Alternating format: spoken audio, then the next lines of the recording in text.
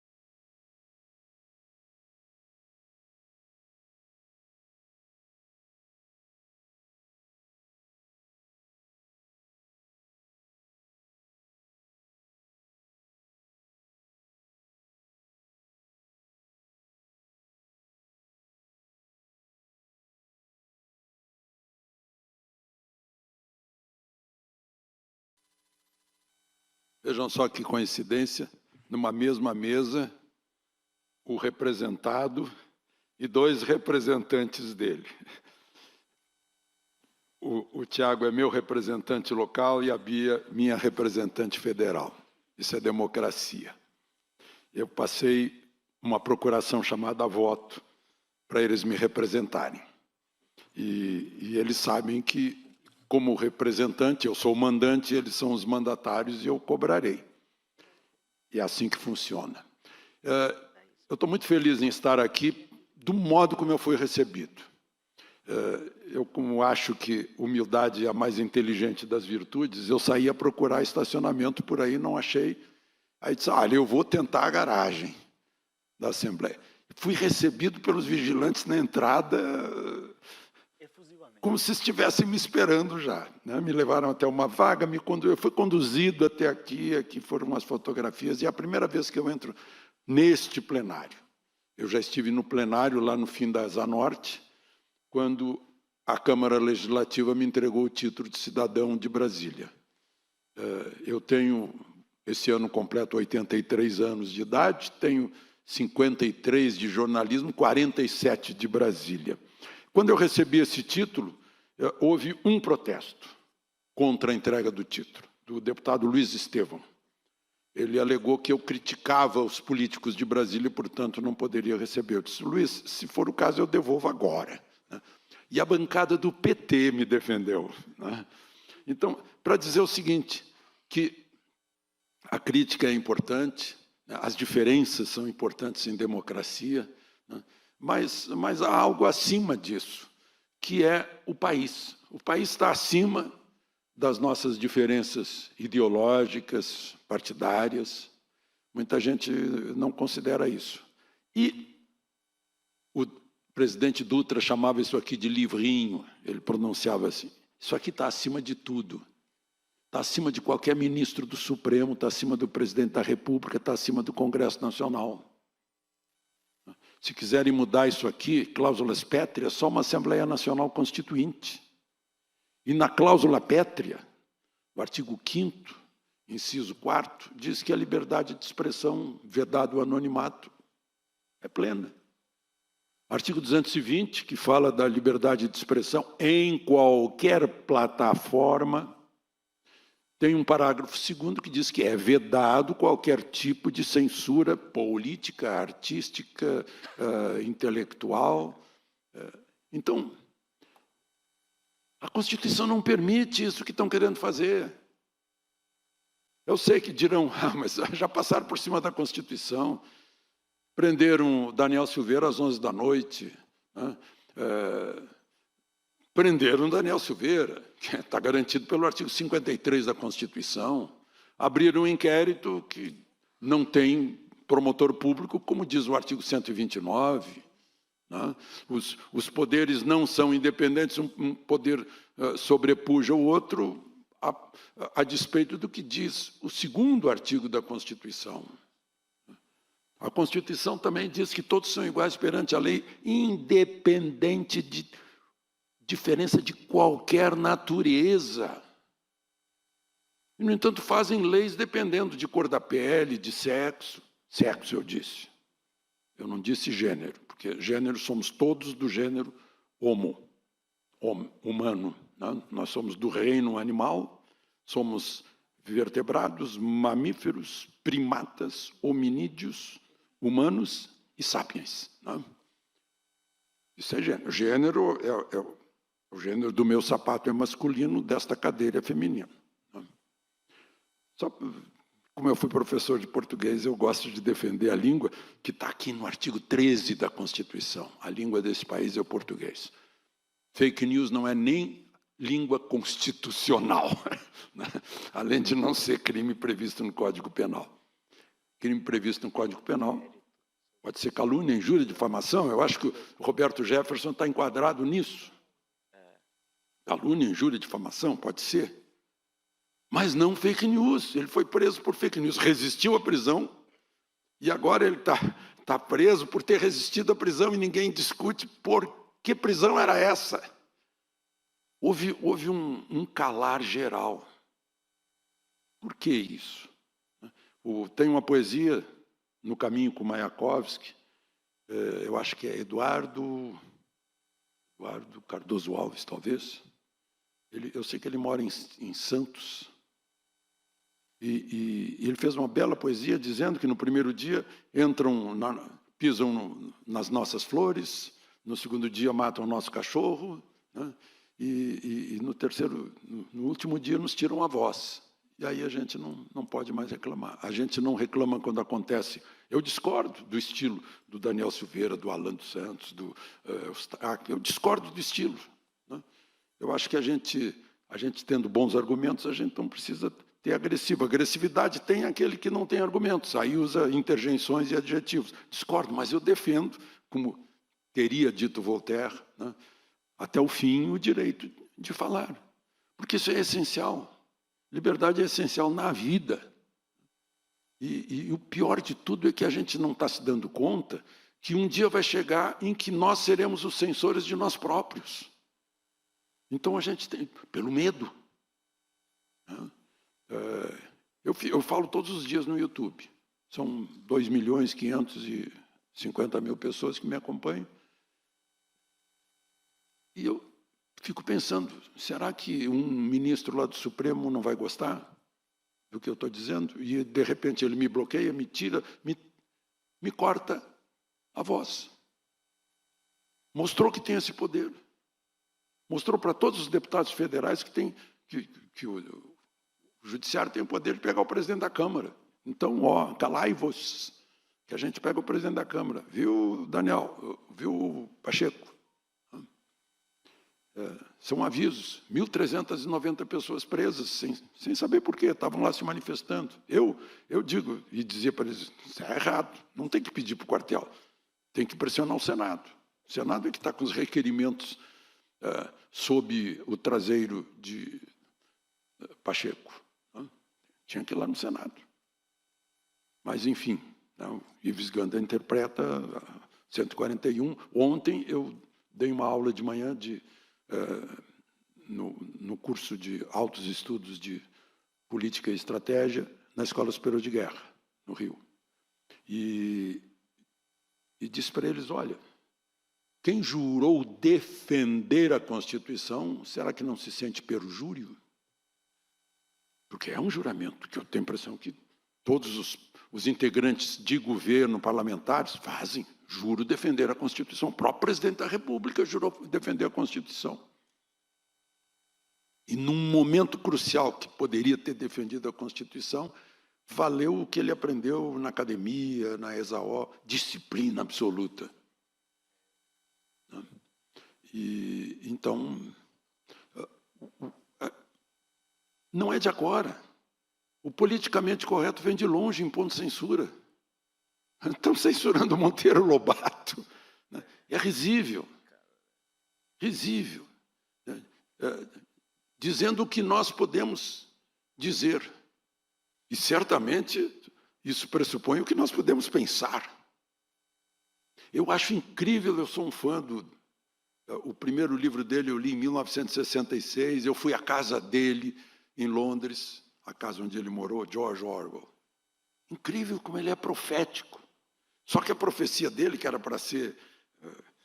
Ele participou da Guerra Civil Espanhola, depois veio a União Soviética, ele tinha sido esquerda, socialista, e percebeu que a ideologia, essa ideologia, tem uma natureza totalitária, não funciona se não for um regime totalitário. As cabeças que a gente ouviu são cabeças totalitárias. Além de negacionistas, uma delas ali que eu vi, eu tenho testemunho de que também acredita que a Terra é plana. Não é brincadeira, a pessoa ficou na ponta dos pés no bairro de Miraflores, em Lima, para ver se enxergava a China. Portanto, acredita que a Terra é plana. É da natureza. Então, essa natureza totalitária vem de longe. E nosso espírito colonial também. Tudo que é feito nos Estados Unidos, a gente repete por aqui. O politicamente correto começou lá. O nome fake news, gente, no meu tempo, o nome disso era boato. Era discos voadores na Barra da Tijuca. Venderam 800 mil exemplares da revista Cruzeiro. Eu lembro, eu era menino. O sujeito inventou, tirou a foto de botões lá na frente da geladeira dele, uma coisa assim, o fotógrafo. Não sei se foi o Ed Caffell, mas enfim. Né? Era mentira. Agora, sabe por que chamam de fake news? Para ficar contemporâneo com isso aqui. Esse aqui é o grande inimigo. Foi assim que eu comecei a sair de uma emissora onde eu estive por 33 anos. Porque eu escrevo para 38 jornais, que não tem nada a ver com a televisão. Inclusive Correio Brasilense aqui. Amanhã está o meu artigo aqui. E minha mãe, com mais de 100 anos, me disse, em mais de 100 anos de vida, meu filho, eu nunca vi um candidato ganhar a eleição só com um celular na mão e meia dúzia de reais no bolso. Ele queria devolver, até não gastou tudo. Né? Enquanto se gastavam milhões, ele estava com uns 4. Então, eu falei nisso, olha, minha mãe nunca viu. Isso aqui ganhou de todas as redes de televisão que estavam contra ele. Meu Deus, foi claro que foi um choque. E eu tive que ouvir 40 minutos de pré-eleição de que eu estava dando tiro no pé. Mas é isso aqui que eles temem. E o que é isso? O nome da Rosa, como é o nome dele? O italiano lá de Milão. Bom, mas ele disse, esse escritor disse assim, as redes sociais, o celular, fizeram qualquer idiota percorrer o mundo. Antes, as idiotices que ele dizia ficavam na mesa de um bar, agora percorrem o mundo. Mas, só que tem a outra leitura disso. Isso aqui é a ágora universal. A ágora lá na Grécia era onde os gregos se reuniam para discutir os grandes assuntos da cidade-estado, de Atenas, de Esparta, de Corinto. Né? Mas ficava na praça, agora não fica mais na praça. Agora é o mundo. Né? Urbi et orbi, agora é o mundo inteiro. Isso aqui. E é disso que eles temem. Isso aqui se chama democracia, porque deu voz a cada um. Eu fui professor na PUC lá em Porto Alegre e implicava com o nome da faculdade, Faculdade dos Meios de Comunicação Social. Eu disse, gente, isso aí não é comunicação social, isso é informação social, porque tem uma via só. Eu falava na televisão, eu não sabia se o sujeito estava em casa olhando para mim, ô idiota, está dizendo besteira. Eu não sabia disso. Agora eu sei, porque eu falo aqui no YouTube e eu tenho retorno, todos os dias. As pessoas falam comigo, eu falo com as pessoas. Isso aqui democratizou tudo. Democratizou as ideias, as opiniões. Pode ter besteira aqui, pode ter mentira, mas também nos dá a oportunidade de pesquisar, né? De saber se é verdade ou se é mentira. Quem é que decide o que é mentira ou o que é verdade? É a razão. É saber pensar, pensar por si, não importar pensamento de outros. É isso que eu tenho insistido quando falo para a garotada, pensem por vocês. Em 1992, eu sei que muita gente já me ouviu contando isso, mas me marcou muito. Eu fui convidado, eu era diretor da Globo, fui convidado a dar uma aula na UNB, para o último semestre de jornalismo, ou seja, os que estavam saindo jornalistas. E um aluno perguntou quais são os pilares do jornalismo. Eu disse veracidade, simplicidade, objetividade, isenção e neutralidade. Quando eu disse isenção e neutralidade, o professor da cadeira deu um salto, discordando. Eu não ensino meus alunos a serem isentos e neutros. Eu disse, o que o senhor ensina então, professor? Eu ensino meus alunos a serem militantes. Militantes ideológicos para combater o status quo opressor. Então, aqueles alunos, hoje, são chefes. Estão passando adiante a sua militância para combater o suposto status quo opressor. Hoje, o status quo opressor parece ser o Estado brasileiro, que impõe impostos a quem está lá embaixo, e isenções a quem está lá em cima, gasta demais, em vez de gastar para prestar serviços públicos, cria ministérios, né, engorda, depois distribui algumas esmolas para a pessoa calar a boca e tenta calar a boca de quem fala aqui, a despeito do que está escrito na Constituição. Outro dia foi o dia da morte dos 4, depois 5 estudantes que morreram pela Constituição em São Paulo, né, que gerou a Revolução Constitucionalista de 32. Eles brigaram pela Constituição. Eu acho que hoje o que está em perigo é a Constituição, que é a lei maior, que nos dá garantia a todos. Não é só a um lado da sociedade, a todos os lados da sociedade. Porque o totalitário vai calar todas as bocas. Então, é esse o perigo que a gente corre. Eu nunca vi isso. Eu estou no jornalismo, Jornal do Brasil, entrei em 1971. Eu nunca senti isso. Eu estou sentindo hoje que tem uma pessoa que pode decidir se o que eu digo não é aceito. Eu trouxe aqui, só para recordar, quando esse tipo de censura, eu já sei que às 11 horas vai entrar o Paulo.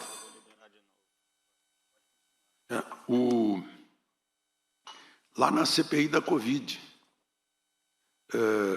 eu tenho aqui um requerimento do senador que hoje é líder do governo, Randolfo Rodrigues, pedindo 93 comentários meus, dos quais 29 não são meus, né? Apenas tem o meu nome. E por quê? Aí foi a censura cruel, o negacionismo do tratamento. Porque eu falava no tratamento, porque eu via o tratamento todos os dias, a minha mulher é médica curando gente todos os dias. E curando em 3 dias, 4 dias, uma servidora nossa estava no 8º dia quando contou que estava sentindo sintomas há 8 dias. Disse, meu Deus, já está no pulmão. Não, 3 dias depois do tratamento, salvou-se. Eu tive Covid e continuei fazendo ginástica todos os dias, continuei gravando, ninguém notou, né? Ninguém sequer ficou sabendo, né? Porque eu me tratei, óbvio. Agora, isso era proibido fazer. Eu fui demitido da CNN por causa disso, num programa chamado Liberdade de Opinião. É incrível que... Como é que a pessoa faz isso, né? Mas tudo bem, porque eu insistia, mencionava, né? Meu Deus, tem que salvar vidas. Eu estou vendo as vidas sendo salvas, temos que salvar vidas. Ninguém foi hospitalizado. Não precisou, né? E a gente via, não, tem que comprar respirador. Gente, mas por que esse obscurantismo? Era na época, era a tentativa de bater no presidente da República, de atacar o presidente da República. Não importa quantos morram sem tratamento. Isso é muito cruel. Isso é um fanatismo muito cruel. E certamente um dia a gente vai falar mais claramente sobre essas coisas. E as próprias redes, as plataformas, eu tive que tirar, minha filha tirou uns 300 comentários, porque entrou assim a palavra tabu. Ó, isso aqui não pode falar. Então, tem que tirar. Querendo esclarecer as pessoas. Olha, vamos nos livrar dessa opressão, da tal pandemia, né? Que deu um dinheirão para laboratórios, né? Não aqueles que vendiam medicamento barato e eficaz, né? E então esse episódio de censura causou mortes. Outros causam morte do indivíduo.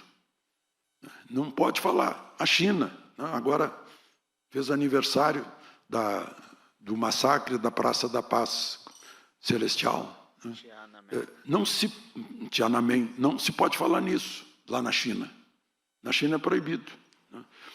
Eu falei nisso no dia e ia pôr a foto icônica dos 3 tanques parados e o chinês na frente do tanque impedindo a passagem dos tanques. O tanque manejava para um lado e ele ia para o outro lado. Só que na primeira vez que eu tentei botar isso, não entrou. A foto não entrava. O que é? Então, está tudo lá no 1984 do George Orwell, o que está acontecendo aqui no Brasil. E a gente não pode permitir, porque na hora que a gente acordar, já seremos escravos. Eu não sei se vocês leram ou viram um filme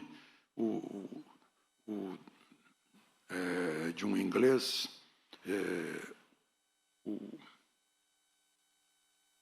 se chama A Máquina do Tempo, em que um grupo escravizava outro. Os Morlock escravizavam, também não, a memória não está ajudando, escravizavam os outros. Deve ser isso que querem. Né? Pois todo mundo sabe o que aconteceu na União Soviética e nos seus satélites. E estão repetindo na América Latina, porque na América Latina talvez a gente não tenha um Tolstói para contar história. E a gente esquece das coisas. A gente esquece tudo que o Chávez fez, que o Fidel fez, que o Ortega está fazendo. Né? Maduro chegou a um ponto, foi tão escandalosa a presença do Maduro, eu não estava homiciado aqui no Brasil.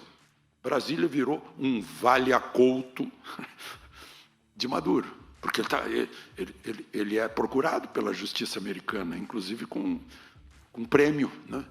Foi tão escandaloso que o esquerdista presidente do Chile se insurgiu, fez questão de dar uma entrevista na CNN quando lá chegou de volta, para dizer que os presidentes foram usados aqui pelo nosso grande diplomata, chefe de governo do Brasil, para dar palanque para o Maduro.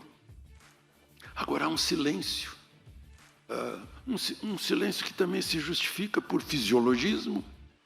O presidente de um grande conglomerado de jornais, que já teve revistas e emissoras de televisão, me disse, olha, em outros tempos o ministro das Comunicações me ligava e dizia, aconteceu tal coisa em São Paulo, só que a gente espera que vocês não noticiem, e se noticiarem amanhã vão ter uma página do Banco do Brasil ou da Caixa Econômica. Era assim. Então, meu depoimento aqui, eu acho que depois fico à disposição de perguntas também, né? Então era isso, eu acho que eu já me alonguei bastante.